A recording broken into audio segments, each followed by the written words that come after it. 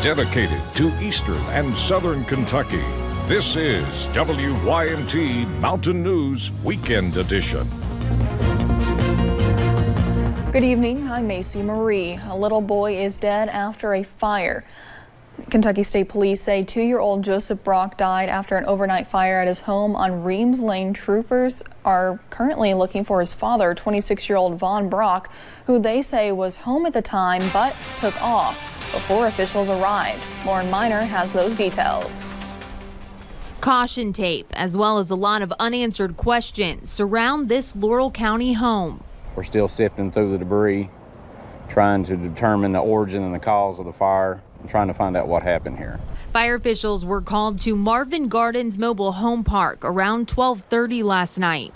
I heard a boom, and I ran to the back door because my daughter said they had they trailers on fire. And then I looked out. He was standing at the door. According to Kentucky State Police, 26-year-old Vaughn Brock and his 2-year-old son, Joseph Brock, were home at the time.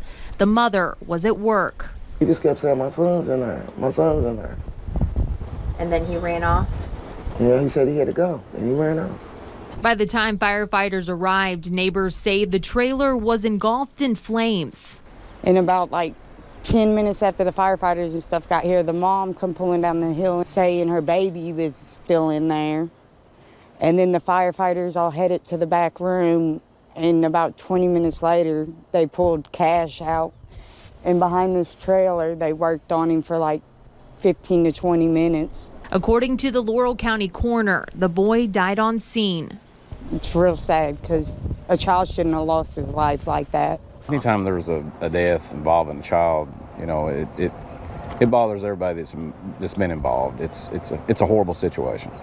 KSB had an arson investigator on scene earlier this morning. At this point, they are still trying to figure out what started the fire. In Laurel County, Lauren Miner, WKYT.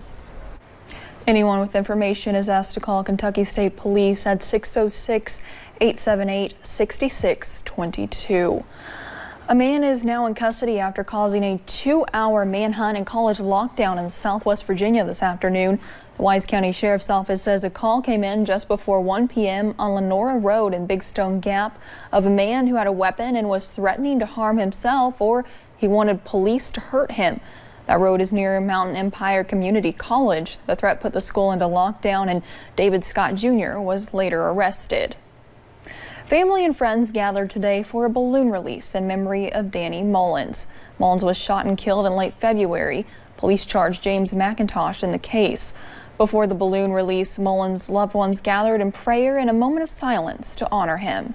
A little over a month since the passing, this tragic thing has happened. And we decided today to get together, be with family and friends. And as you can tell, it was such a big turnout today. We just wanted to show the family our love and support and in remembrance of Danny. The trial date for McIntosh is set to begin October 7th. And another balloon release was held for a family's loved one today. Family members of a missing Floyd County man celebrated his birthday that way. 27-year-old Jordan Tackett went missing in February. More than 1 month later, he's still not come home, and with little to no leads in the investigation, family members are growing even more worried. Family friend Brittany Jones says Jordan's family just needs answers. And we just want Jordan home where he belongs so that his family will have some kind of closure. Whether it's good or bad, they just need closure. Jordan Tackett is 27 years old, has dark brown hair, brown eyes, and is around 5'10". He was last seen in the Cow Creek community of Floyd County. And if you have any information on where Tackett might be, you can call that number on your screen. Kentucky State Police Post 9. You can leave an anonymous tip. That's 606-433-7711. Kentucky and Auburn will hit the hardwood at 2:20 tomorrow afternoon on WYMT with a trip to the Final Four on the line. Our Will Puckett and sports director Marcus Browning have more from Kansas City. Welcome inside the Sprint Center in Kansas City, Missouri. And Marcus, going into the game Friday night, there was still one big question lingering over the Kentucky Wildcats. Of course, that was, would P.J. Washington play? He did. He entered around the 15:41 mark. And following the game, he kind of limped in the locker room, but we found out Saturday afternoon that It was a little bit tender. The foot was a little bit tender, sore, but he iced it, said he's feeling good, and he's back. But just because he came back for the Sweet 16, the Wildcats aren't done with what they're trying to do. They're trying to win it all, and he says that the Wildcats have a lot more to go. It's just a lot of hard work we all put in as a team, and it's just finally paying off. We got one more game to prove how good we are. So, I mean, we're just kind of trying to come out tomorrow and look out to play tough and how we've been playing the rest of the season. I feel like if we do that, we'll be fine, and our goal is to win the whole thing. So, I mean, that's always the back of our minds. Now, should Kentucky want to make it to Minneapolis in the Final Four, they, of course, have to go through the Auburn Tigers, an SEC team that hasn't lost since they last played Kentucky February 23rd inside Rupp Arena. Tigers are riding an 11-game win streak, and they're playing some of the best basketball of anyone in the nation right now. They just beat a team who other people were saying was playing their best basketball of the season. And an interesting fact, Marcus, if Auburn beats Kentucky, they'll have beaten Kansas, North Carolina, and Kentucky, all three in a row. Three of the best college basketball programs in history. Now, earlier, you and I got to tour a little something right next to this Sprint Center that has a ton of Kentucky blue written all over it. This trip for Kentucky to the Sweet 16, the Elite Eight, has history written all over it. Kansas City's hosted more tournament games than any other city. With the NAIA, MIAA, which is Division II, all of those games are held here, along with historic Kemper Arena, which is now Hy-Vee Arena, all the games they played at Municipal. We've hosted more games, tournament games, than any other city, which is why the Hall of Fame is here. The building right next to the Sprint Center is home to the College Basketball Experience and the College Basketball Hall of Fame.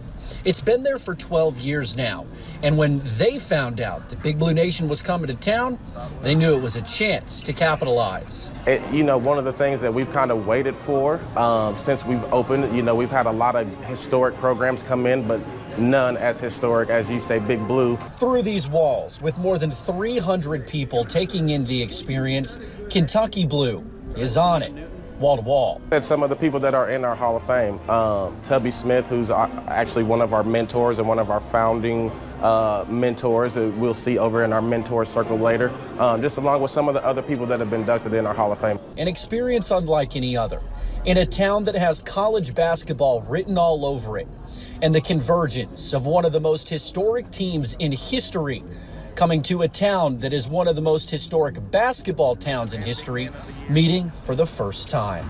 Marcus, out of the entire roughly hour that we spent inside the College Basketball Hall of Fame and Experience, what was your favorite part? I think my favorite part was seeing all of the Kentucky names just everywhere. I mean, Kentucky is all around that building. It was very humbling to be in an environment where the college basketball history is just so rich. Yeah, definitely. Adolph Rupp, Joe B. Hall, C.M. Newton. On and on and on. And John Calipari was in there too. We'll have much more from Kansas City, but for now, inside the Sprint Center, he's Marcus Browning. I'm Will Puckett. We'll send it back to y'all. Looks like they're having a great time out there in Kansas City. A casino operator is ending its contract with a management company after a dispute prevented 2 West Virginia casinos from taking bets on the NCAA tournament. It's ending its agreement with Wyoming Gaming.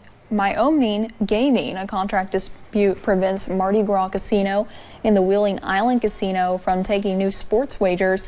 It could be several months before the issue is solved. USA Drone Port hosted a conference for first responders to teach them how to use their technology in an emergency situation. Today they hosted a luncheon and had 3 keynote speakers, including Governor Bevin, Congressman Hal Rogers, and the U.S. Secretary of Transportation right here in Hazard. This is the first ever conference hosted for unmanned aerial system drones. Congressman Rogers got the funding to stand up this whole program here, and it's given this whole region potentially a whole new direction in economic development. It's fantastic. Professionals from across the nation came to Hazard for the monumental event today. And while in the Bluegrass, Transportation Secretary, who you just heard from, Elaine Chao, announced Pulaski County will receive a $25 million grant for road improvements. And those will go toward improving the road at Kentucky 461 and Kentucky 80 where they meet there, turning 461 into a 4-lane eventually. Near the Clark Memorial Bridge in Louisville, crews are making progress recovering 2 barges that crashed in the Ohio River back on Christmas Day. A towboat carrying 15 barges with coal crashed, and only 3 still need to be recovered, 2 trapped at McAlpine Locks and 1 on the river's shoreline. We'll be right back after the break with a full look at your forecast.